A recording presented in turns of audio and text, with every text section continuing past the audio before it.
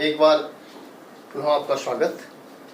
कक्षा 12 के भौतिक विज्ञान के पहली unit electric field and coulomb के नियम में आपका पुनः स्वागत। मेरा जो टॉपिक है वैद्युत द्विध्रुव में ब्रॉड साइड ऑन पोजीशन। इससे पहले वाले वीडियो में मैं बता चुका हूँ अक्षीय स्थिति पर वैद्युत क्षेत्र की तीव्रता, वैद्युत द्विध्रुव के अक्ष पर स्थित किसी बिंदु पर वैद्युत क्षेत्र की तीव्रता। दूसरा है ब्रॉड साइड ऑन पोजीशन, निरक्षीय स्थिति या अनुप्रस्थ स्थिति पर वैद्युत क्षेत्र की तीव्रता ज्ञात करनी है। तो वही है कि माना हमें फिगर जिसको समझ में आ गया तो समझो कि उसने जो है डेरिवेशन कर लिया। तो सबसे पहले हम देखेंगे कि ए भी एक वैद्युत द्विध्रुव है। वैद्युत द्विध्रुव के लंब अर्ध, ये जो वैद्युत द्विध्रुव का जो मध्य बिंदु है ओ है, इस ओ से r दूरी पर हमने एक बिंदु P लेना है, जहां पे हमने क्या निकालना है, वैद्युत क्षेत्र ज्ञात करना है। वैद्युत क्षेत्र ज्ञात करने के लिए हमने यहाँ पे जो परिणामी वैद्युत क्षेत्र है वो यहाँ पे निकालना है।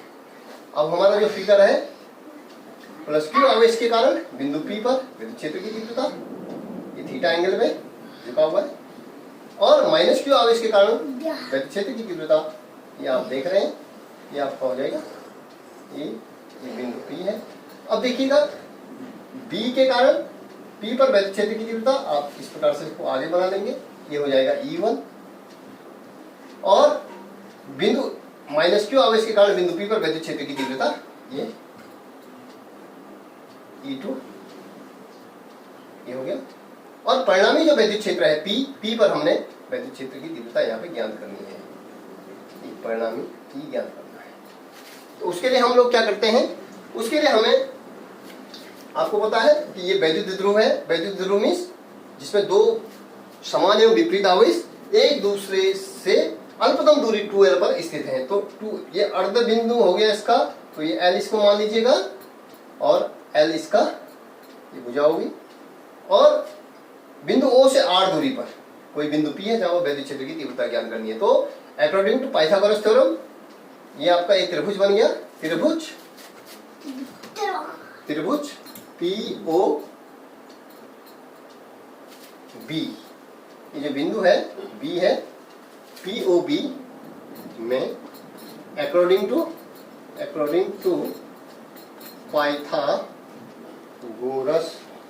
Theorem, according to Pythagoras theorem हो जाएगा कर्ण का वर्ग, मतलब BP का स्क्वायर इज इक्वल टू आधार का वर्ग धन लंब का वर्ग L square plus R square. इसलिए BP बराबर हो जाएगा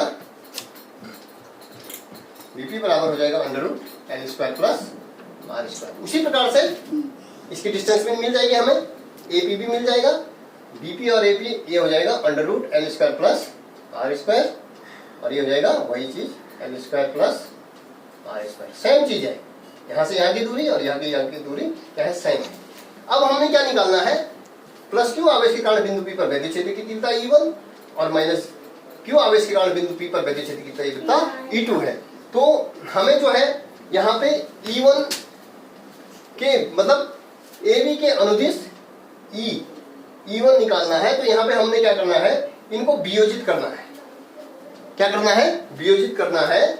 वियोजित दो घटकों में यहाँ पे हम यदि हमने E1 और E2 का परिणामी जो वैद्युत क्षेत्र की तीव्रता है E निकालनी है, उसके लिए हमें इसको जो है, इसको लंबवत घटक, और ये लंबवत घटक हो गया, इसके अनुदिश से जो है ये लंबवत घटक, और ये क्षैतिज घटक। तो यहाँ पे हमारा जो फिगर इस तरीके से हम बना सकते हैं, इसको इस तरीके से बना सकते हैं, एक हमारा फिगर बन गया। तो यहाँ पे दो घटकों में वियोजित हो रहा है। E1 हमारा क्या हो जाएगा, दो घटकों में, ये हो जाएगा E1 cos थीटा, और ये हो जाएगा E1 sin थीटा। ये इसका लंबवत घटक हो गया, ये इसका क्षैतिज घटक हो गया। उसी प्रकार से ये E2 हो जाएगा, E2 के लिए लेंगे आप E2 cos थीटा, और ये हो जाएगा लंबवत घटक E2 sin थीटा। ये वाला घटक जो है ये लंबवत घटक हो जाएगा। तो ये हमारा ये फिगर जिसके समझ में आ गया। अब हमने क्या निकालना है, बिंदु O के कारण R पर वैद्युत क्षेत्र की तीव्रता E निकालनी है। तो E निकालने के लिए सबसे पहले हमें परिणामी तीव्रता जो होगी, अब यहाँ पे समझने वाली एक चीज है कि यहाँ पे E1 के अनुदिश बिंदु P पर E1 के अनुदिश विद्युत क्षेत्र की तीव्रता हो जाएगी E1 बराबर हो जाएगा, अनुदिश हो जाएगा E1 cos theta.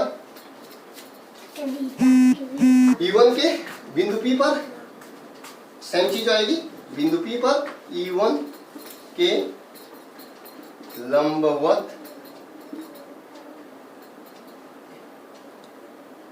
E1 sine theta. उसी प्रकार से बिंदु P पर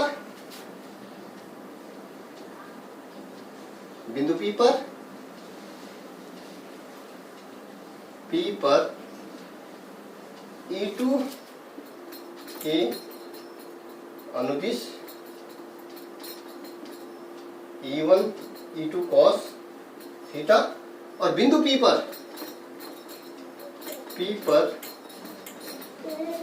E2 के लंबवत E2 साइन थीटा। ये वैद्युत क्षेत्र, ये हमने क्लियर कर दिया।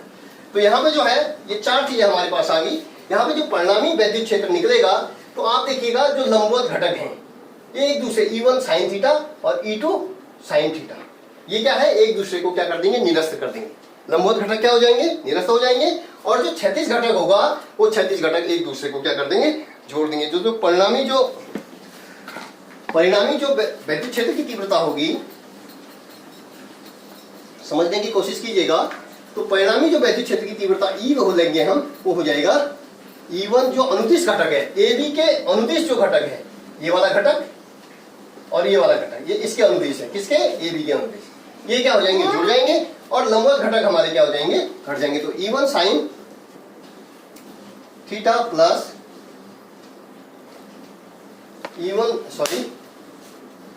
E1 cos theta plus E2 cos theta. तो ये हो जाएगा, cos थीटा दोनों में है तो cos थीटा बाहर आ जाएगा, cos थीटा कॉमन आ जाएगा। E1 मतलब कि बिंदु माइनस क्यू आवेश के कारण प्लस क्यू आवेश के कारण बिंदु P पर विद्युत क्षेत्र की तीव्रता क्या होगा, 1/4 पाई अपॉन 0 क्यू बटे R square plus L square का वर्गमूल, ये हो जाएगा L square plus R square plus एक ही बात है, प्लस यहाँ पे जो है, यहाँ पे आप लिख लेंगे 1/4 पाई अपॉन 0 क्यू बटे R square plus L square का वर्ग है, और ये R स्क्वायर होता है, ये भी क्या हो जाएगा, स्क्वायर हो जाएगा। ये आपका फिगर बन गया, बीच में क्या है, प्लस है, बीच में क्या हो जाएगा, प्लस हो जाएगा। प्लस क्यू आवेश के कारण बिंदु P पर विद्युत क्षेत्र की तीव्रता E1 1/4 पाई अपॉन 0 क्यू बटे R square plus L square वर्गमूल, प्लस माइनस क्यू आवेश के कारण बिंदु P पर विद्युत क्षेत्र की तीव्रता। तो इसकी जो दिशा है B से P की ओर, और यहाँ क्या हो जाएगा, P से A की ओर। जो दो कंडीशन है, प्लस क्यू आवेश के कारण बिंदु P पर विद्युत क्षेत्र की तीव्रता, उसकी दिशा हो जाएगी P से E की ओर, सॉरी B से P की ओर, और ये हो जाएगा माइनस क्यू आवेश के कारण बिंदु P पर विद्युत क्षेत्र की तीव्रता P से A की ओर होगी। ये भी क्लियर होना है, ये मैं लिख नहीं पा रहा हूं अभी ब्लैक बोर्ड पे इतना, लेकिन आप उसको मैनेज कर लीजिएगा। तो जो हो जाएगा 1/4 पाई अपॉन 0। अब ये देखिए, ये सेम चीज है, ये क्या हो जाएंगे, जुड़ जाएंगे। तो ये हो जाएगा cos थीटा, तो ये वर्ग से वर्ग कैंसिल हो जाएगा, तो ये हो जाएगा 2q बटे 4 pi upon 0 R square plus L square, क्योंकि वर्ग से वर्ग कैंसिल, यहाँ भी वर्ग से वर्ग कैंसिल, तो ये हमारे पास आ गया। अब ये हमारा E निकालना, इसमें क्या है, cos थीटा है। अब cos थीटा हम कैसे निकालेंगे, cos थीटा इस त्रिभुज से निकालेंगे, त्रिभुज BOP से, त्रिभुज BOP से हम क्या निकाल रहे हैं, cos थीटा बराबर, cos थीटा बराबर क्या होता है, आधार बटे कर्ण। आधार क्या होता है L, और कर्ण क्या हो जाएगा आपका √L square plus R square. आप समझ रहे होंगे, इस त्रिभुज में हम फिर वही जो है cos थीटा बराबर आधार बटे कर्ण, ठीक है। अब हमारा ये हो गया, तो हम यहाँ पे cos की वैल्यू रख देंगे सीधे सीधे। तो ये हम अब आगे लिखेंगे, जो फाइनल ई बराबर हो जाएगा 1/4 pi epsilon 0 1/4 pi epsilon 0 2q ये एल भी है, cos थीटा की वैल्यू रख देंगे 2q बटे R square plus L square, और यहाँ पे cos थीटा की वैल्यू हमने लिख दी एल बटे L square plus R square, या इस तरीके से लिख लीजिएगा R square plus L square. अब क्या हो जाएगा, देखिए ये 2ql हो जाएगा, ये हमने वैल्यू रख दी है। अब ये 2ql को हम क्या बोलते हैं, वैद्युत ध्रुव आघूर्ण p, और यहाँ पे देखिए इसकी घात 1 है और इसकी घात भी क्या है, ये अंडर रूट है। कौन सा, इसकी घात cos थीटा की वैल्यू है आपकी अंडर रूट में, cos थीटा बराबर एल बटे under root L plus R square, ये हो गया।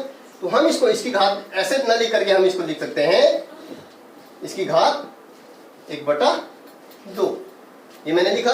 तो देखिए R square plus L square, यहाँ पे घात 1 है, जब बेस समान होते हैं तो घातें क्या हो जाती हैं, जुड़ जाती हैं।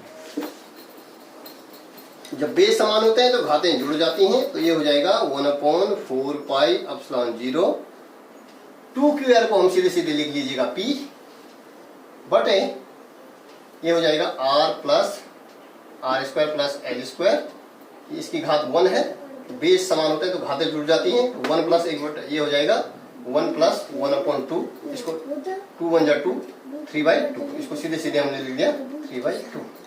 अब आप देखिएगा एक चीज और समझने वाली है, चूंकि वैद्युत ध्रुव आघूर्ण छोटा है, इसमें आप देखिए बिंदु O से इसका जो अर्ध बिंदु है लंब अर्ध है, मतलब ये जो है वैद्युत ध्रुव का जो मध्य बिंदु है, मध्य बिंदु से r दूरी, r ज्यादा है, r डिस्टेंस क्या है, ज्यादा है, और जबकि वैद्युत ध्रुव में l क्या है, सूक्ष्म डिस्टेंस है। तो हम कह सकते हैं कि l is greater less than r के, तो हम l को क्या कर रहे हैं, नगण्य कर रहे हैं। तो ये हो जाएगा E बराबर 1/4 पाई एप्सिलॉन 0 इंटू p बटे l को नगण्य कर दीजिए, तो ये हो जाएगा आर स्क्वायर इंटू 3/2, 2 से 2 क्या हो जाएगा, कैंसिल, तो ये हो जाएगा 1/4 पाई एप्सिलॉन 0